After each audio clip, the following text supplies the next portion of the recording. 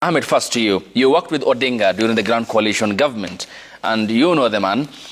Before we get into the nitty-gritty details of what awaits the man and the country ahead of the continent-wide campaigns, what can you tell us about the persona? Good morning. I think what is important is to look at the context today of the African continent and the states and the nations that are there and how we expect they're going to behave towards Kenya's candidate, Mr. Odinga.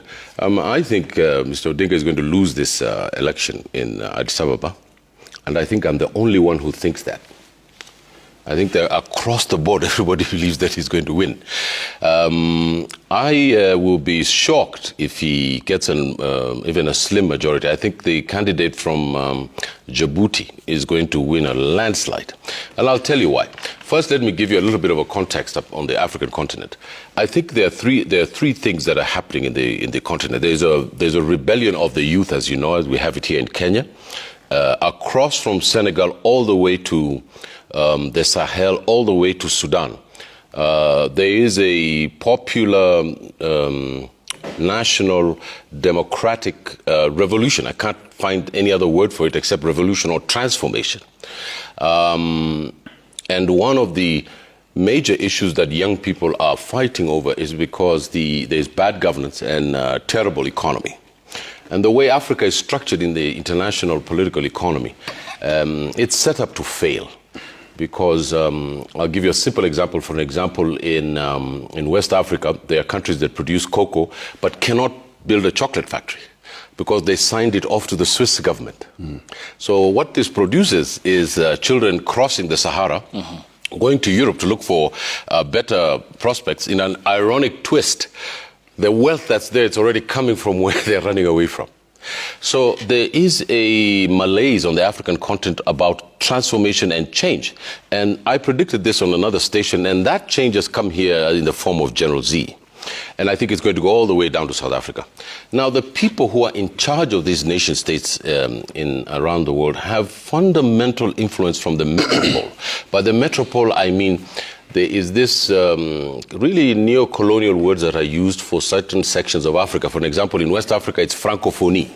It's influenced by the French. Okay. Then there is some parts that are called Lusophone. And then there is the English-speaking ones. Okay. And so the AU is divided based on these fundamental tectonic plates. And one of the biggest influences of the AU is the French. Now, Amina, and I was a spokesman at the Ministry of Foreign Affairs and Chief of Staff there, we knew we were going to win. And then the French government intervened heavily in those elections. And we lost. We even had the support of Djibouti, this Djibouti that is standing here today. Yeah. One of the people who stabbed us in the back in that election. I think that the same scenario is what is going to happen in the AU.